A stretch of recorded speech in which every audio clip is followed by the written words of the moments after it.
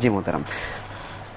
আলহামদুলিল্লাহ ওয়াসসালাতু ওয়াসসালামু আলা রাসূলিল্লাহ ওয়া আলা আলিহি ওয়া আসহাবিহি আজমাইন, আম্মা বা'দ। আসলে আপনার প্রশ্ন আমার ভাইয়ের মতো আমাকে অনুপ্রাণিত করেছে। হয়তো আপনারা মনে করতে পারেন আমরা মোল্লা মানুষ, কাজেই ছেলেকে হাফেজ করবেন, এর জন্য আমরা ভালো লাগছে। আসলে জীবনটাকে উপলব্ধি করতে হবে। আমরা সন্তানদেরকে যেভাবে ভালোবাসি, শিশু কিশোর সন্তানকে হৃদয় দিয়ে আমাদের জীবন দিয়ে তাদেরকে আগলে রাখি, কিন্তু এই সন্তান যখন বড় হয়, আমি আমার জীবনে এবং আপনারা অনেকেই অনেকভাবে জানেন, আমরা যেহেতু আলেম বলে পরিচিত, আমাদের কাছে আপনারা অনেক ব্যথা বেদনা নিয়ে আসেন, জীবনটা তখন অন্যরকম হয়ে যায়। এই সন্তানরাই আমাদের জন্য অনেক অনেক ব্যথা বেদনার কারণ হয়ে দাঁড়ায় এই দুনিয়াতেই। আর এজন্যই ইসলাম সন্তানদেরকে লালন পালন করার ক্ষেত্রে কিছু মূলনীতি দিয়েছে। আমরা এগুলো পালন করলে দুনিয়াতেই পাবো, আখিরাতে তো ইনশাআল্লাহ পাবো। আমাদের সন্তানদেরকে অবশ্যই দিন শেখাতে হবে এবং আমাদের মূল চেতনা হবে আমাদের সফলতার মাপকাঠি কি। আমরা অনেক সময় কোনো ছেলে গোল্ডেন এ প্লাস পেয়েছে বা ইত্যাদি পেয়েছে, আমরা মহা খুশি হই, কিন্তু আমরা সবাই জানি গোল্ডেন এ প্লাস পাওয়া ব্রিলিয়ান্ট ছেলেরা কেউ মহা দুর্নীতিবাজ, কেউ মহা সন্ত্রাসী, কেউ মহা অন্যায় অপরাধে লিপ্ত, এবং অধিকাংশই পিতা মাতাকে শান্তি দিতে জানেন না। তো এই জন্য অবশ্যই তারা গোল্ডেন এ প্লাস পাবেন, অনেক ভালো রেজাল্ট করবেন, ভালো চাকরি পাবেন, এটা আমরা কামনা করি।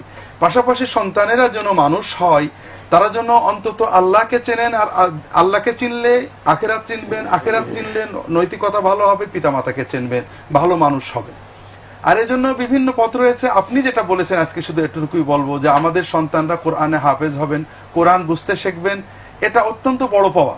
এবং আমি বলি, আমার জানা হাজার হাজার কোরআনে হাফেজ রয়েছেন, আলেম রয়েছেন, যারা মাদ্রাসা থেকে দাখিল আলেম পাশ করে বর্তমানে বিভিন্ন মেডিকেল কলেজে মেডিসিনে পড়ছেন, অনেকে অধ্যাপক হয়ে গিয়েছেন পাশ করে, বিভিন্ন স্পেশালিস্ট হয়ে গিয়েছেন।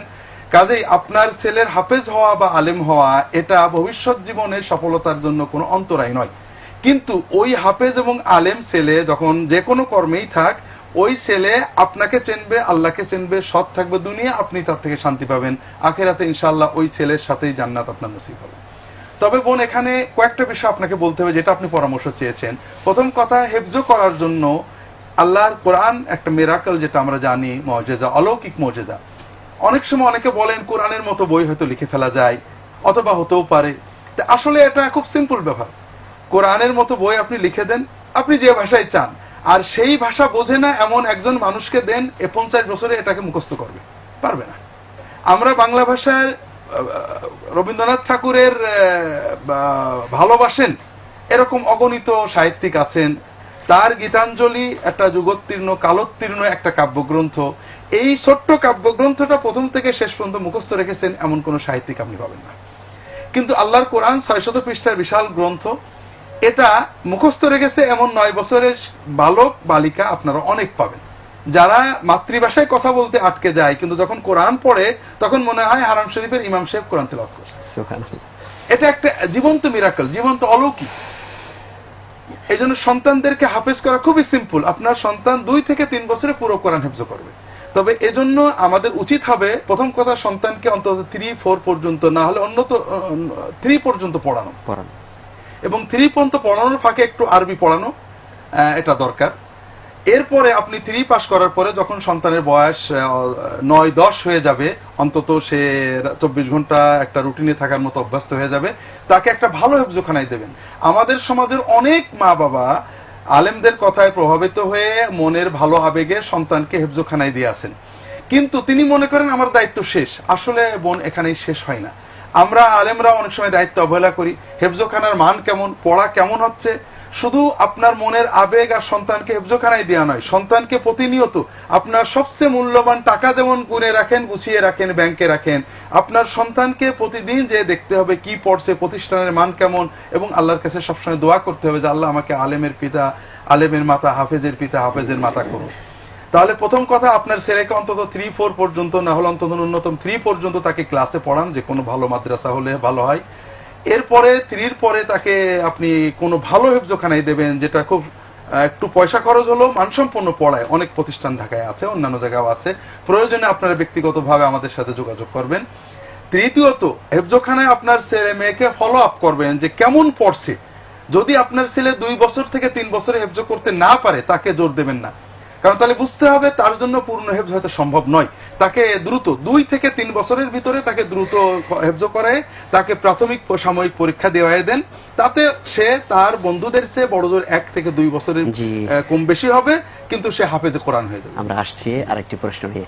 আচ্ছা, আপনি জন্ম মৃত্যু ফিক্সড কিনা? আচ্ছা আচ্ছা, জি জি, আমরা পেয়েছি বোন, অনেক ধন্যবাদ আপনাকে। আমরা জানবো ইনশাআল্লাহ তাআলা জবাব। চমৎকার করে বললেন যে সন্তানদেরকে হাফেজ কেমনে বানাতে হবে। এরপরে আমি একটু ব্যাখ্যা করতে চাচ্ছি। আপনার সন্তানকে হাফেজ করার পাশাপাশি কোরআন বোঝার মতো যোগ্যতা তৈরি করতে হবে। কি জন্য?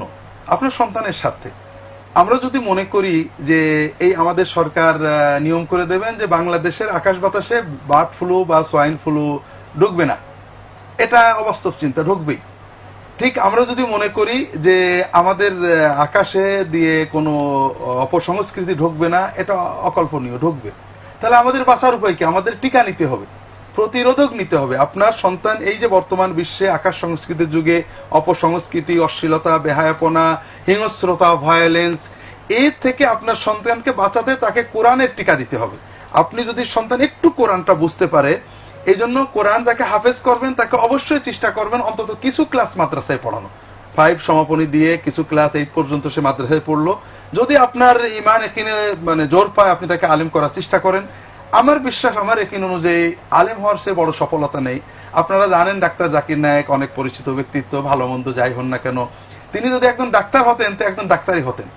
তিনি তার ডাক্তারি পেশা বাদ দিয়ে দিনের লাইনে এসে যতটুকু অর্জন করেছেন, আপনারা জানেন লক্ষ ডাক্তারের চেয়ে তিনি অত্যন্ত বেশি সমৃদ্ধি, সফলতা দুনিয়াতে পেয়েছেন। আমরা আশা করি আল্লাহ তাকে কবুল করবেন। তো এই জন্য যদি আপনার সেরকম একিন হয় যে আমার ছেলেকে আলেম করব, ভালো। না হলে আপনি অন্তত 8 পর্যন্ত তাকে কোরআন বোঝার মতো ন্যূনতম যোগ্যতা তৈরি করে এরপরে আপনি তাকে বিভিন্ন দিকে দিতে পারেন। এইভাবে সন্তানদেরকে যদি আমরা কোরআন শেখাতে পারি, কোরআন মুখস্থ করাতে পারি, তাহলে আমরা আশা করি আমার সন্তান ভালো মানুষ হবে, তার মেধা অনুযায়ী কর্মক্ষেত্রে যাবে, তবে সব ক্ষেত্রে সে ভালো মুসলমান থাকবে। আল্লাহ তাআলা কবুল করে। জি আলহামদুলিল্লাহ, আমরা অত্যন্ত সুন্দরভাবে বিষয়টি খুব বিশ্লেষণ করেই বললেন। আলহামদুলিল্লাহ, আল্লাহ তাআলা আমাদের সকলকে তৌফিক দিন। প্রিয় দর্শক, আমরা যেন আমাদের সন্তানদেরকে দ্বীনি শিক্ষায় শিক্ষিত করতে পারি। যদিও আজকে দুর্ভাগ্যজনকভাবে মাদ্রাসা শিক্ষিতদের বিরুদ্ধে আজকে একটা প্রোপাগান্ডা প্রচার চলছে বাংলাদেশে এবং বহির্বিশ্বে। আসলে এই সমস্ত প্রচার এবং প্রোপাগান্ডায় আমরা কান না দিয়ে বরং আমরা আমাদের সন্তানদেরকে সুন্দর জীবন যাপন করুক, ভালো মানুষ হোক, সফল হোক, এই জন্য আমরা সবাই চেষ্টা করব এবং সেই জন্য তাদেরকে দ্বীনের জ্ঞান আমরা